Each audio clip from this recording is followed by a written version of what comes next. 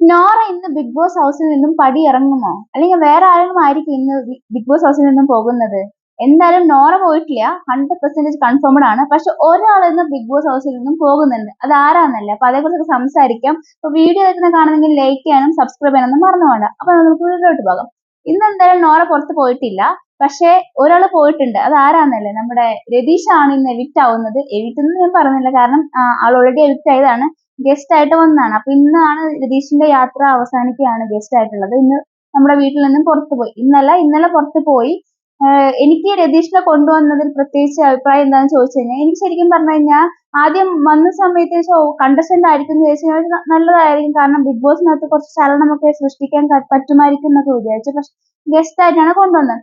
Okay, guest ആയിട്ട് കൊണ്ടുവന്നാൽ പോലും രതീഷിന് കുറച്ച് എന്തെങ്കിലും പവർ കൊടുക്കാമായിരുന്നു, അല്ലെങ്കിൽ എന്തെങ്കിലും ഒരു പ്രത്യേക സവിശേഷതയുള്ള ഒരു അധികാരം കൊടുക്കാമായിരുന്നു. എങ്കിൽ രതീഷിന് കുറച്ചുകൂടി നന്നായിട്ട് അവിടെ പെർഫോം ചെയ്യാൻ പറ്റുമായിരുന്നു. അത് മാത്രമല്ല, കാരണം വീട്ടുകാരെല്ലാം ഒരു ശത്രുവിനെ പോലെയാണ് നമ്മുടെ രതീഷിനെ അവിടെ ട്രീറ്റ് ചെയ്തത്. പ്രത്യേകിച്ച് ഗബ്രിയൊക്കെ വളരെ മോശമായിട്ടാണ് സംസാരിച്ചത്.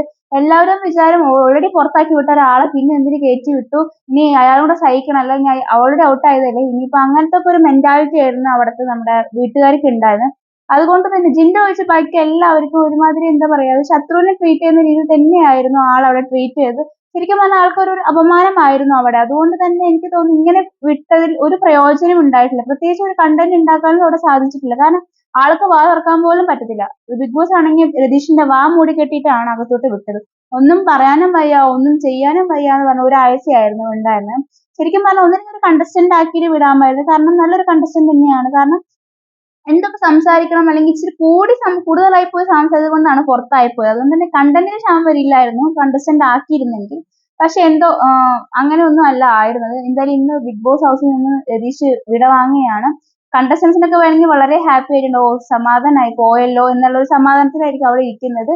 നോറയും ബാക്കി എല്ലാവരും സേഫ് ആണ്. പിന്നെ ഇനി വേറെ എന്തെങ്കിലും അപ്ഡേഷൻ കിട്ടുവാണെങ്കിൽ ഞാൻ പുതിയ വീഡിയോ ആയിട്ട് വരാം. അതുപോലെ തന്നെ നിങ്ങളുടെ അഭിപ്രായം എന്താണ് ഈ രതീഷിനെ ഗസ്റ്റ് ആക്കി കൊണ്ടുവന്നതിലും, അതുപോലെ തന്നെ ഇന്ന് രതീഷിനെ പുറത്താക്കിയതിലും ഒക്കെ നിങ്ങളുടെ ഒരു അഭിപ്രായം എന്താണ്? നിങ്ങൾക്ക് എന്താണ് രതീഷ് അവിടെ ഉണ്ടെന്ന ഒരു ആഴ്ചയിൽ നിങ്ങൾക്ക് ഉണ്ടായി എന്താണ് ഫീൽ ചെയ്തത്? അതൊക്കെ നിങ്ങൾ കമന്റ് ചെയ്യാൻ മറക്കണ്ട. അപ്പൊ ഞാൻ എന്തായാലും അടുത്ത വീഡിയോ ആയിട്ട് വീണ്ടും വരാം. ബൈ.